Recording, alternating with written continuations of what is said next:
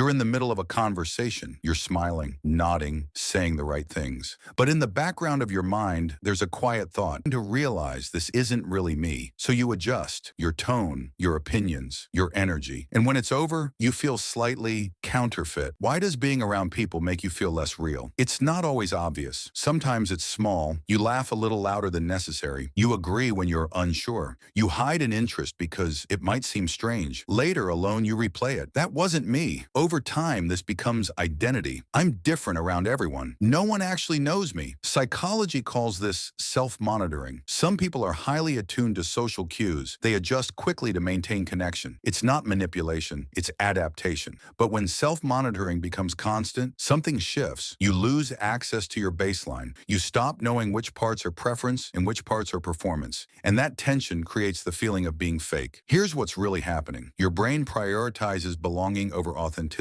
The amygdala, your threat detector, scans for signs of rejection. If it senses risk, even subtle risk, it activates a mild stress response. Attention shifts outward. You start predicting what version of me will keep this connection safe. And your prefrontal cortex adjusts your behavior automatically. Think of your personality like a light with a dimmer switch. Around safe people, it's bright. Around uncertain people, it lowers. If you've experienced criticism or social unpredictability in the past, your nervous system keeps the dimmer low by default. Not because you're fake, because you learned that visibility equals risk. The problem is this: if you constantly dim yourself, your brain never gathers evidence that authenticity is safe, so it keeps running the same protective script. The shift isn't dramatic, it's gradual recalibration. Start small, express low-risk preferences. I actually prefer tea. I don't really like that show.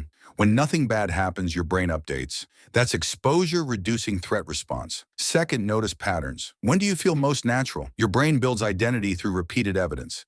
Documenting those moments strengthens a stable self-concept. Third, pause before adjusting. Ask, am I unsafe or just uncomfortable? Labeling discomfort reduces amygdala reactivity. You regain choice. You are not fake. You are regulated. Your nervous system learned to dim your light to protect connection, but protection became habit, and habit started feeling like identity. Authenticity isn't a switch. It's a volume control. You don't have to reveal everything. You don't have to dominate rooms. Just let one honest sentence stay. Over time, those sentences build continuity. Continuity builds identity, and identity builds calm. You were never fake. You were careful. And maybe now you can afford to be a little less careful.